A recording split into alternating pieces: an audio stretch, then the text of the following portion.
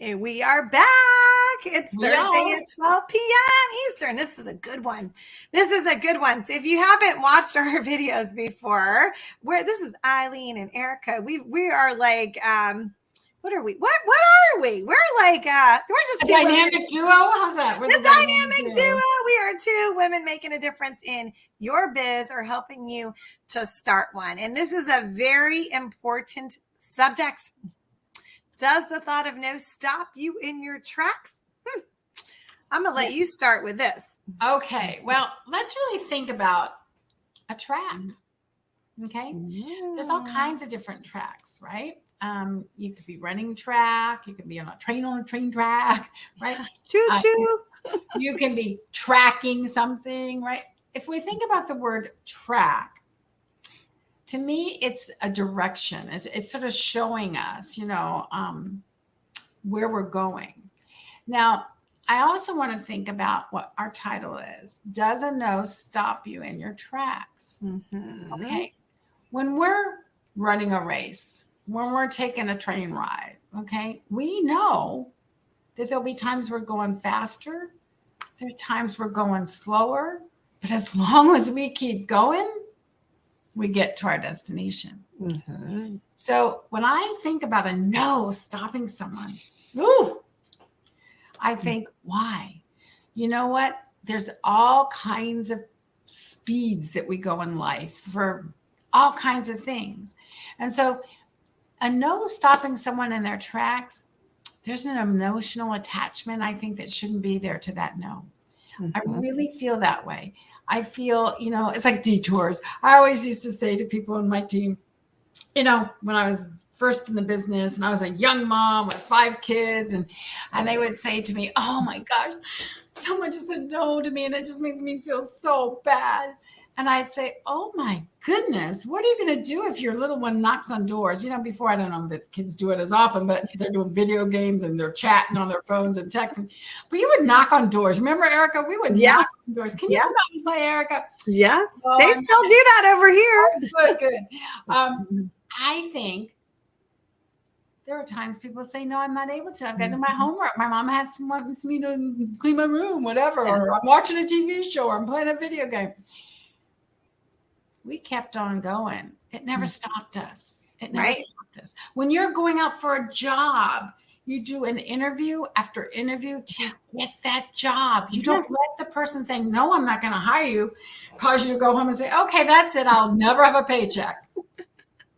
That's silly talk, right, guys? So silly. So I want, instead of no stopping people in their tracks, for you to think instead, wow, there's a person out there just waiting for me to discover them and help them who's going to say yes. Mm-hmm. And so again, it's like if you have a red light, you don't stop and go home and say, that's it, I'm not going anywhere. You wait for the light to change. That's right. Mm-hmm. And you take off and you go. And you go. So would you agree, and I want to hear your opinion about this, that sometimes people say no stands for next opportunity. I've heard that, some will, some can't, some will, some won't, who's next. We've heard that. We've heard all kinds of things to help us. But my feeling is it's more about manners. Are you interested in why I feel it's about manners? Yeah. We were taught by our parents to say no, thank you. We were taught to say thank you for something we don't want to do or we want to try or anything. Yeah. We were taught. And when our parents were helping us grow up, if we just went, no, what would they say? Mm-hmm. Yes. What are the magic words? No, thank you. Mm-hmm. So I wonder why it is when an adult, and I'd love to hear your feeling about this because you teach the blessing method. We know I'm all about working from the heart. Why would someone stop hearing a no when we were taught to share everything and expect someone will say no and learn what to say so that they don't feel bad? See, I look at when someone says no to me, I always say, Erica, I'm so glad that you felt that you could say no, thank you to me. That's so important to our relationship as friends. Yes. I would rather invite everyone all day long and say that to people Or I might say, Erica, I'm getting the feeling you're a little uncomfortable with this question, and I would never want you to feel uncomfortable.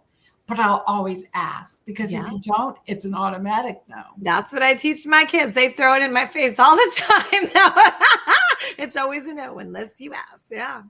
You know, I think the reason why, in my opinion, okay, that people take it to heart when they hear a no is because they feel like it was a rejection. Like, let's say you went and bought a gift. This has to do with personalities, I'd say. And you gave someone a gift and they're like, I don't want that. Your feelings are hurt because you put in the effort. You wanted to help them. So when you're inviting them to something or to try something because you genuinely wanted to help them and they say no, you take it as rejection.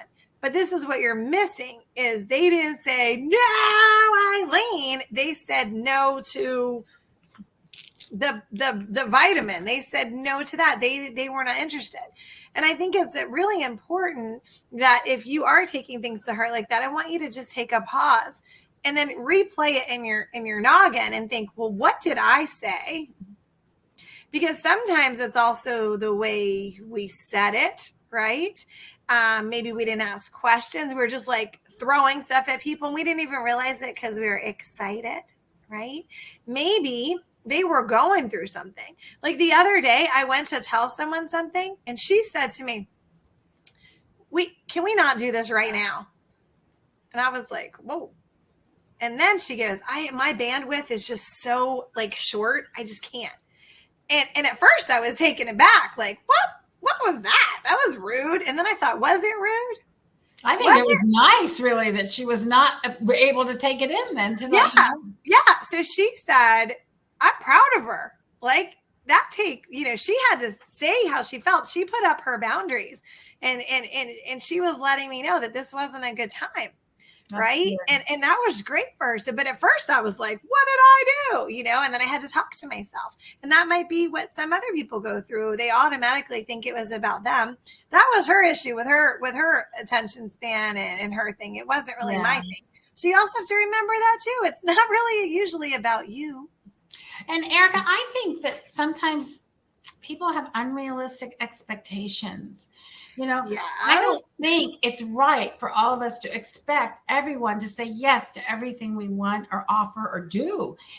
Right now we could say, what's your favorite color? And people would be saying a lot of different things. I don't know, Erica, I don't even know yours, but I'm going to tell you mine's purple. What's your favorite color? Leopard. Wow. Interesting. Okay. So would you agree that if there was someone showing us something and you and I are shopping, which we will have time to do going to 2 conventions together, I'm sure. I would be going like, oh, wow, I love this. It's purple. And you might go, oh, that's nice. Mm-hmm. Then you might see something that's leopard. I go, oh, wow, that's incredible. And I'm thinking, well, if it was giraffe print, I would like it. Am I right? Yes. So we would be saying, no, thank you. Nothing to do with the person who is showing it while we're shopping. Right. We would do it based on where we are in our life. Plus, maybe I need a gift though. And you like leopard. And I go, oh my gosh, one of my grandchildren love leopard. They love that. Or you might say, oh, one of my kids love purple. They would love that. Yes. So I think that a no stops people in their track when they have unreasonable expectations of everyone saying yes. And can I just piggyback on that for a sec? Sometimes we start a business and we're so excited that we want to tell everyone about it. And we expect them to be as excited as we are. But there's something that's missing. It's basically business 101. Who is your ideal client?